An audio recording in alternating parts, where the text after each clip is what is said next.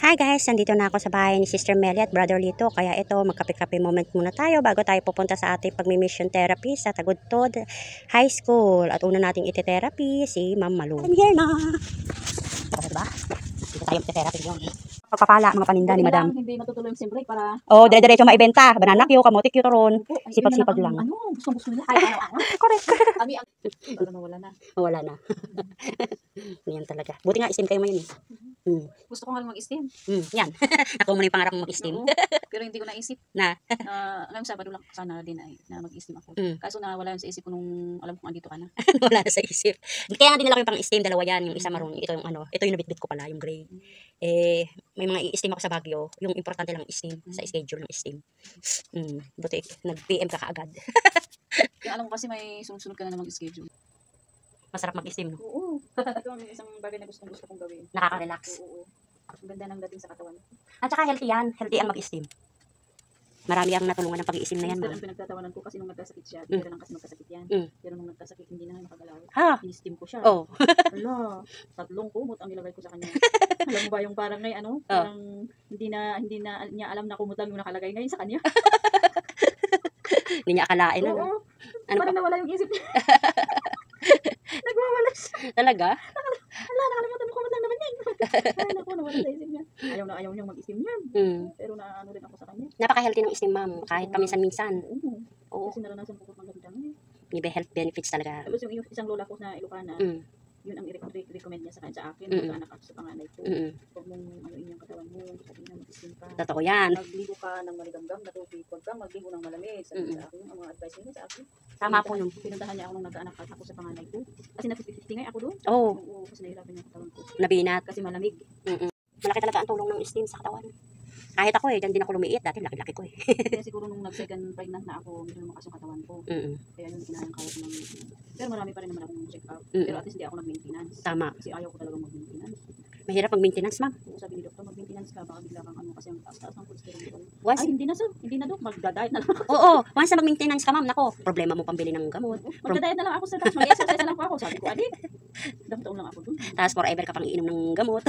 Ang ano ko kaya ayaw ko. Madadagdagan pa yung mga mararamdaman mo sa katawan. Parang mas lalo yata akong magsasakit niyan. Totoo. Masasanay ang katawan mo sa puro gamot, synthetic. Hindi na kayang mag-adjust at saka mag-recover ng natural. Oo, mainit na. Mainit na. Oo nga. Kailangan talaga may dahon ang pag-i-steam. Kasi, Mas maganda siguro yung lagundi. May ano. Lagundi. oregano po ang maganda. Oregano, tanglad, May luya. oregano kami dyan. Oo po, ayan ang magandang i-steam. Ayan po yung mga, pag may mga upo, may mga lagnat, may mga sipon. Tapos, ang ano naman, ang dahon ng bayabas, atis, mangga, yung tawag dito, yung kamyas, yung mga suha, yung mga dahon na yan, maganda naman po yan din ipang steam para doon sa mga, marami tayo, di ba, yung parang akala mo lamig-lamig na, ano sa buto, plak-plak, yung hina ng ating mga muscle at saka mga ugat, mga barado.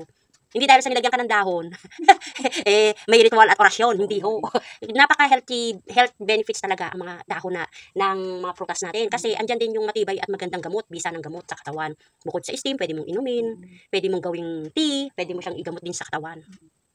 Diba? Kasi yung iba kasi nag-aano na lang sa synthetic. Ay, naku. Pwede nga lang. Ayaw ko mag-synthetic. Oo, puro synthetic na tayo. Kaya ang tao, mabilis magka-cancer. Mabilis magkaroon ng problema sa mga bato-bato. Kaya pag sinipon ako ngayon, ayaw ko nang mag-biogesic or mag-ano-ano siya. Ang iniinom ko na lang yung bawang. Ako hindi po ako umiinom ng ano. Hindi ho. Ano iniinom mo pag ano? Tubig-tubig lang, lemon-lemon lang ako. Ay, ganun. Oo. Yung tipo bang pakiramdam kung iinom lang po ako ng halimbawa tusiran. Yung tipo lang po ba talaga ng parang may bakterya kang kailangan mong patayin. Yun. Doon lang ako iinom pero isang beses lang yan. O kaya nga yung iba kong gamot na naluluma na sa bag ko. Sabi naman ng doktor, pag mag-antibiotic ka daw, 7 days. O, 7 days po talaga. Kung i-reseta po yan ng doktor. Talagang kumpletuhin mo kasi pag hindi mo kinumpleto, umpisa ka sa umpisa. Isa pero ngayon parang ayaw ko na. Kasi minsan po, yung mga antibiotic, hindi na siya nagiging ano ng katawan. Parang wala nga effect kasi. Wala siyang epekto po, totoo po. Kasi sira lang pala ang kidney mo na hindi mo alam. No po, totoo yan. Kaya Isang pinsan ko ganun.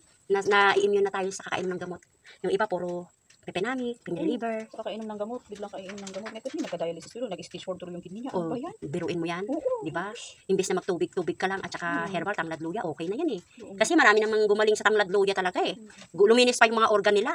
Kaya alam mo iba pagka talagang sabihin ayoko niyan. Bahala kayo. Di bahala kayong magpaggamot.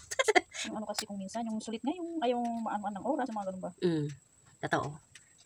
Kaya dapat mahalin natin ating katawan. Wow, thank you Lord. Mm. May dahon pa. Masarap talaga mag-therapy, mag-steam kapag kailangan ng body talaga. Sobrang busy ka kasi, busy sa pagtuturo ng mga bata, busy sa mga anak mo, sa hanap buhay. Pagdating ng bahay, magpaplano. Para Lunes na naman. So, Totoo yan.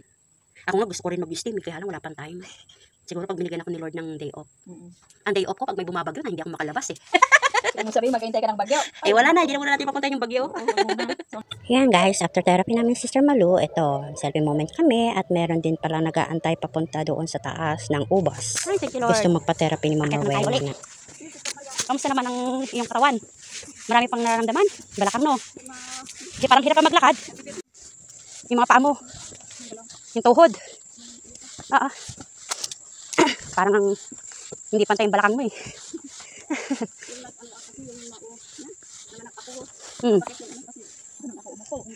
Hala. Tapos nagpa-farm ka pa. Ikaw lang mag-isa, nagpapala?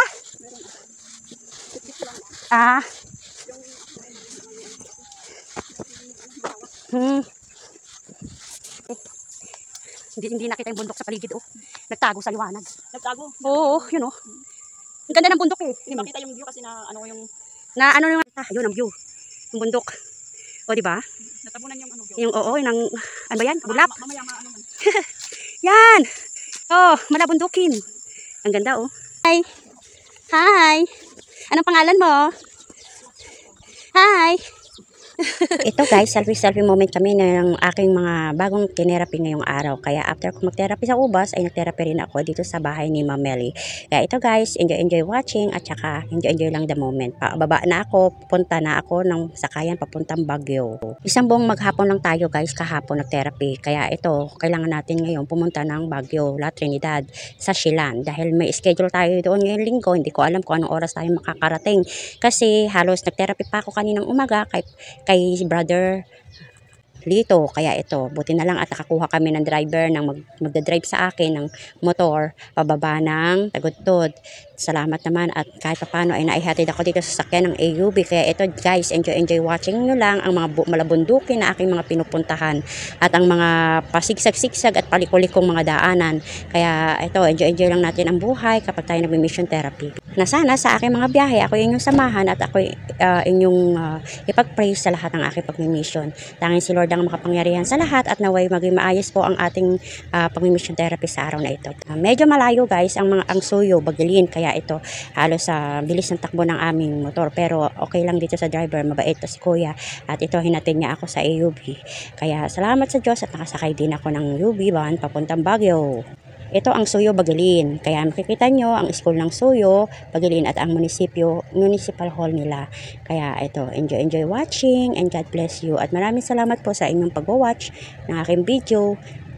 At sana lagi tayong magkaroon ng magandang buhay at magandang at maunlad na pamumuhay sa araw-araw.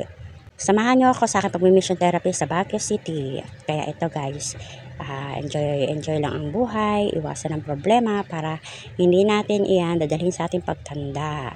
Dito na ako ngayon sa sakayan ng UV at salamat sa nag-drive sa akin pababa ng Tagudtod. Selfie moment muna ang lola nyo. Bagulin! Yan. Ito yung sa may bandang Suyo. Yan, I love Bagulin. Ayan yung tulay connection sa San Fernando.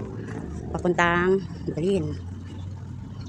Moment muna ang lola nyo. Panoorin nyo guys ang mga video ko at ang mga tinerapi natin dito sa Bagulin. Thank you po sa nagtanggap at nagtitiwala kay Mayora at sa mga tao dito sa Tagudtod at bahay. At ako'y paakyat na ng Baguio. Selfie muna ang lola nyo guys.